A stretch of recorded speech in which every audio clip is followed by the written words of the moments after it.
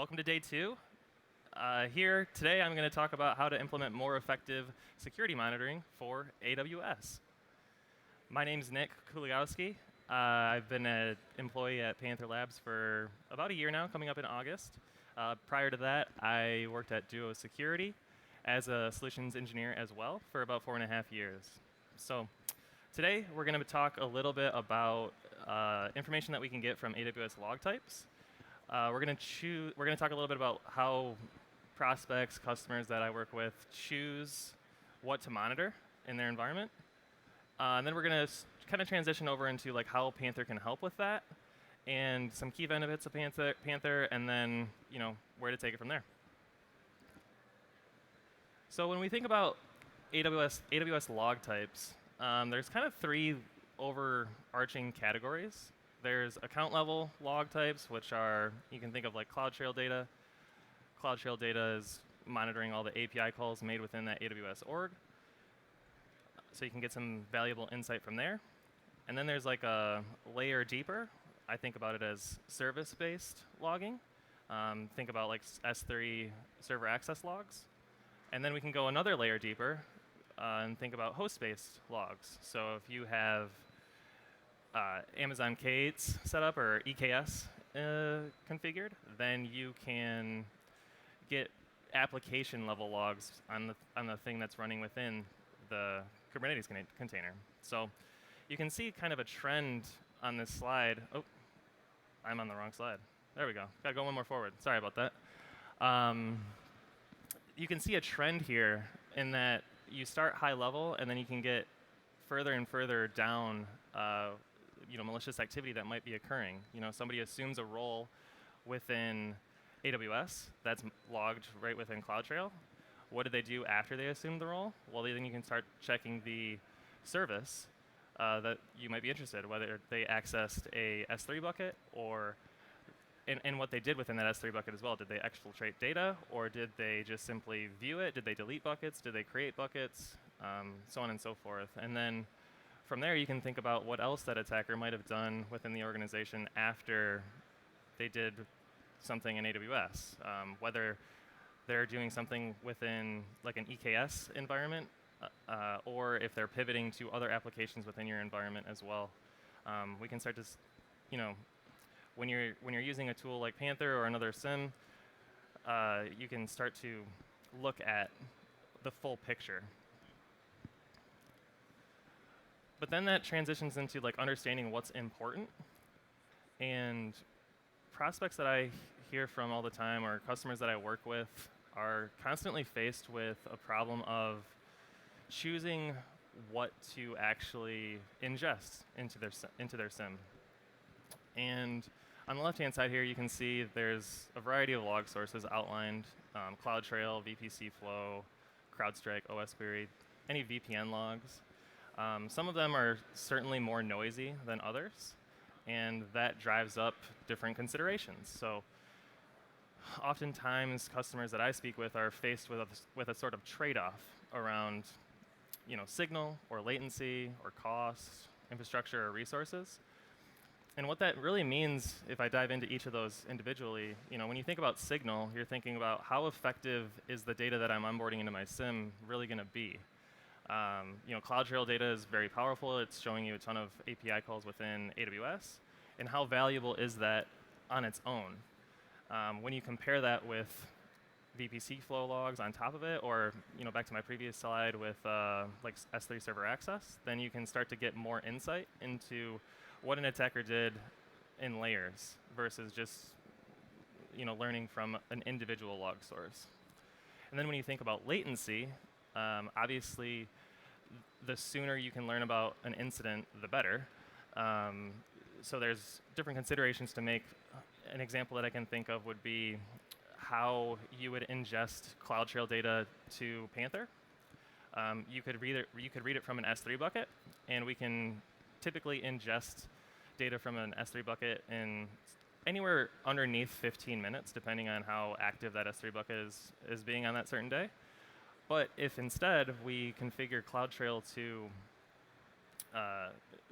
route to a CloudWatch log source, then we can get sub 2 minutes. So there's different ways that you can improve the latency of the logs as Panther's digesting them.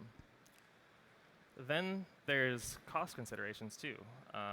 Again, prospects that I speak with all the time are limited by their current vendor on what data that they can ingest. There's other vendors that will enforce a firm limit on like a terabyte of data, let's say a month or a day. And the moment you hit that cap, you can no longer ingest any data. Well, that becomes a pretty big security concern when an incident might happen, and if your tool is preventing you from logging data, then you have problems. And then there's infrastructure and resources considerations too. So do you have the team to maintain the infrastructure needed to run a SIM? Do you have the team that's capable of building your own? These are questions that I speak with prospects all the time. Prospects will try and build their own solution, and they find that it's actually a bigger challenge than they might want to take on. And then what kind of resources do you have available to actually use the SIM and get benefits out of it? Do you want to hire employees that know a vendor-specific language, or do you want to hire employees that know common languages like Python or SQL? So with all that in mind, we can start talking about how Panther can really help in this area. So there's really 4 categories in Panther that make it unique in the SIM world. We'll start with elastic scalability. So Panther is built on top of AWS. We take advantage of a number of AWS services. Most commonly, it'll be Lambda functions to scale up elastically, and it enables us to ingest data as data comes in. And as our customers scale up their monitoring, we can grow with them at whatever scale that is. Fun fact, I think we stress tested, if I recall correctly, we stress tested Panther at like 29 terabytes a day, and there was enormous amounts of growth that we could do. We only stopped just for cost considerations, which is pretty cool to see. The second pillar is real-time alerting. So most of the time, prospects that I speak with use their SIM in more of a historical sense, in that they have all the data in a place, and then when something happens, they can go and search it. But with Panther, we try and take a proactive approach to say, why not monitor that data as it's flowing in? And we give you the ability to then leverage Python to analyze those log events as they're streaming in. And if something occurs, we can send an alert to an appropriate party, whether it's a Slack channel or a PagerDuty or a Jira ticket, which also enables, like I was saying on the previous slide,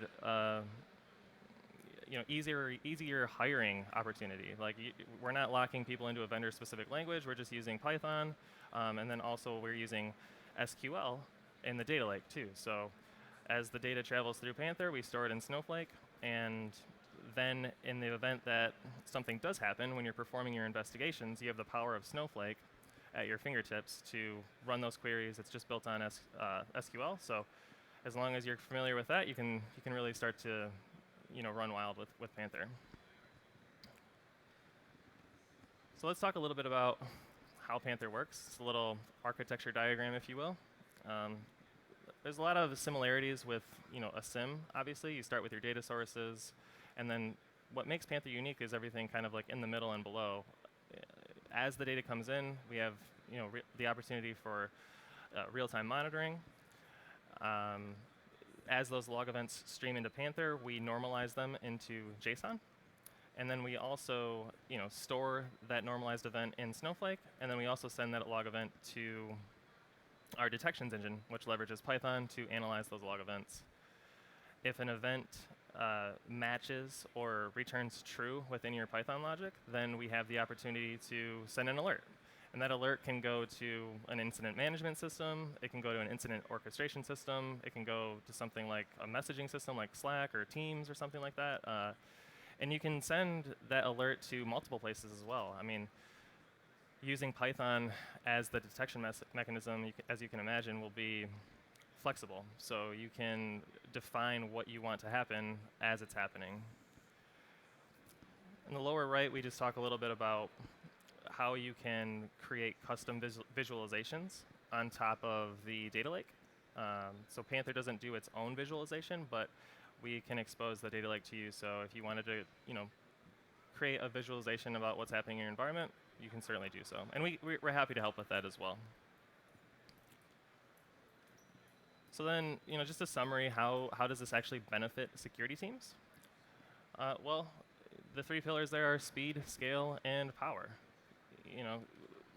The Panther's built in such a way that it doesn't reduce your efficiency and how you can actually use the SIM, right? We're built on top of Snowflake. We take advantage of AWS, so querying the data when you're looking for results is fast.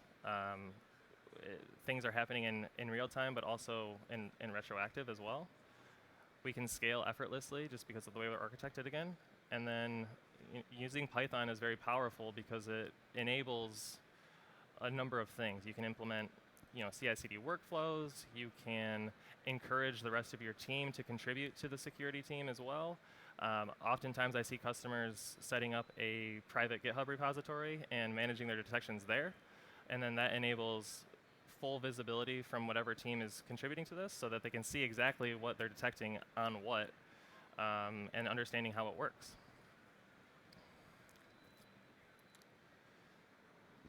So here you can see some of the customers that are taking advantage of us. And there's a number of cool names that I'm proud of. Auth0 is really awesome. GitLab is a really cool company as well. I mean, all these companies are really cool.